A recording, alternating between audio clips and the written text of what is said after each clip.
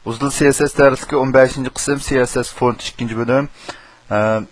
Birinci font şəklini özgərtiş.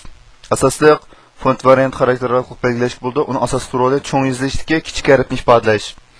Endi bu çoğ yazılışdakı kiçik hərf deganimiz odatdagi çoğ yazılışdakı hərf bo'lmasdan, balki çoğ yazılışdakı hərfni, ya'ni çoğ və kiçik qilib ikki xil ko'rsatishdan iborat.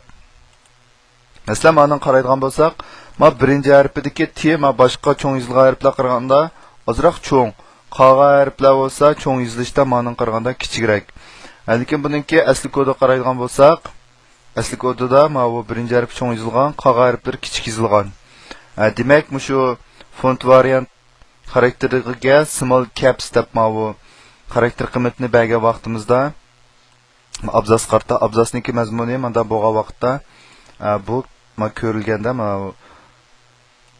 ma cho'ng hərf texmi cho'ng hərf oldida texmi cho'ng, ama kichik hərflər cho'ng hərf oldida menda holatda alınışıb ko'rindi. Anki ikkinchi font tomlatish. Font weight xarakter orqali belgilash bo'ldi.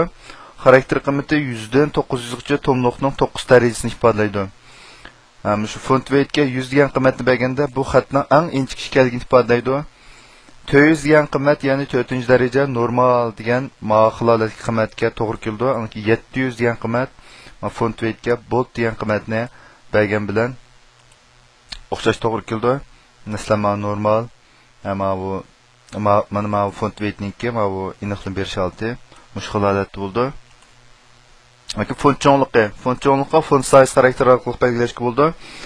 Qiymat belgilashda mutlaq qiymat va nisbiy qiymat berishga bo'ldi. Mutlaq qiymat berilsa, ziyoratchilar to'r ko'rish orqali xat cho'ngliqini o'zgartirilmaydi. Nisbiy qiymat berishda osti ustidagi elementlarning berilgan qiymatiga qarata nisbiy qiymat berish qo'shirildi.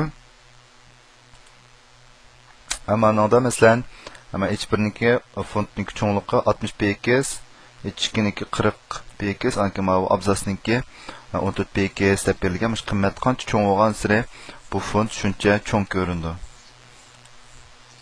Anki qo'shimcha bilim.